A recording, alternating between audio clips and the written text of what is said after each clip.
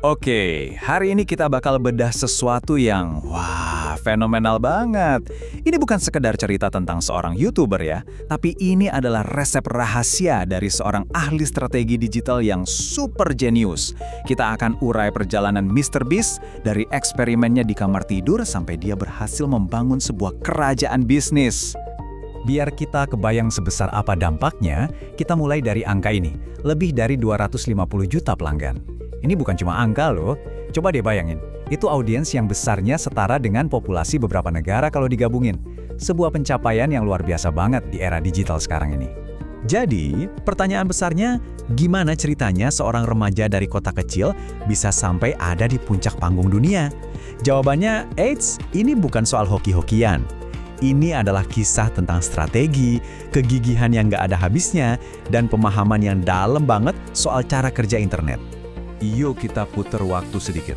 Kita nggak akan lihat tahun-tahun awalnya sebagai kegagalan. Kalau kita lihat dari kacamata strategi, ini tuh fase penelitian dan pengembangan, atau R&D yang super penting. Disinilah fondasi dari semua kesuksesan yang dia raih sekarang dibangun. Semuanya itu dimulai di tahun 2012, waktu Jimmy, Mr. Beast, baru umur 13 tahun. Selama 4 tahun berikutnya, dia itu bukan cuma main-main, tapi benar-benar terus-terusan bereksperimen, belajar. Nah, dedikasi inilah yang jadi fondasi kesuksesannya. Dan ini dia poin kuncinya.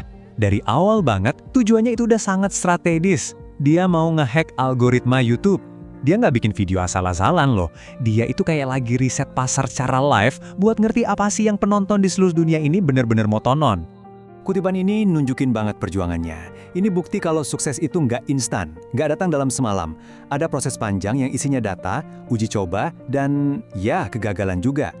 Inilah inti dari fase R&D-nya. Belajar, beradaptasi, dan terus maju apapun yang terjadi. Lalu datanglah momen ahanya. Di dunia bisnis, kita sebut ini momen dimana kita nemuin product market fit. Dia akhirnya menemukan produk konten yang pas banget untuk pasar perhatian global yang persaingannya ketat luar biasa. Jadi, produknya itu apa sih? Nah ini dia. Sebuah kombinasi jenius antara filantropi dan aksi-aksi gila berskala masif. Bisa dibilang, dia itu menciptakan genre baru. Videonya nggak cuma menghibur karena visualnya spektakuler, tapi juga nyentuh sisi emosional penonton lewat kemurahan hatinya. Yang menarik banget dari sini adalah evolusi strategisnya.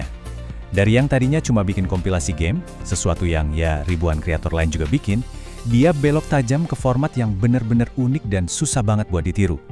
Ini nih, sebuah pivot bisnis yang mengubah segalanya. Jadi, inilah kuncinya. Inovasi kontennya menjadi produk yang gak ada tandingannya.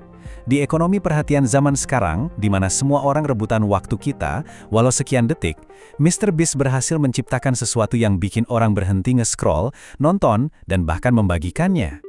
Setelah menaklukkan YouTube, permainannya nggak berhenti di situ, justru ini baru permulaan. Yuk, kita masuk ke babak selanjutnya, di mana kita lihat bagaimana dia mengubah channel YouTube menjadi sebuah imperium bisnis. Ini adalah fase skalabilitas. Strateginya itu bisa disederhanakan jadi 3 langkah brilian ini. Pertama, bangun audiens yang super besar dan loyal. Kedua, manfaatkan kepercayaan dan pengaruh brand yang udah dibangun susah payah. Ketiga, konversikan pengaruh digital itu menjadi produk fisik di dunia nyata. Simple tapi jenius. Dan ini adalah bukti nyatanya. Dia nggak cuma jualan merchandise. Dia benar-benar meluncurkan merek konsumen yang berdiri sendiri seperti Mr. Beast Burger dan Chocolate Feastables. Ini adalah lompatan dari seorang kreator konten menjadi seorang pengusaha sejati. Pada akhirnya, inilah hasil akhir dari semua strateginya. Dia berhasil mengubah mata uang era digital, yaitu perhatian audiens, menjadi bisnis nyata yang nilainya miliaran dolar. Sebuah transformasi yang luar biasa dari seorang remaja di kamarnya menjadi seorang mogul bisnis global. Jadi, apa yang bisa kita petik dari perjalanannya? Kisah Mr. Beast ini bukan cuma cerita inspiratif loh, tapi juga sebuah studi kasus yang wajib dipelajari tentang strategi bisnis di era digital. Inilah 4 pilar kesuksesannya yang bisa kita pelajari. Kegigihan selama bertahun-tahun di fase R&D-nya. Inovasi untuk menciptakan sesuatu yang benar-benar baru. Visi untuk menskalakan keberhasilannya menjadi bisnis nyata. Dan yang paling penting, kemampuan untuk terus beradaptasi di dunia yang terus berubah. Mr. Beast telah menulis ulang aturan main menjadi seorang kreator.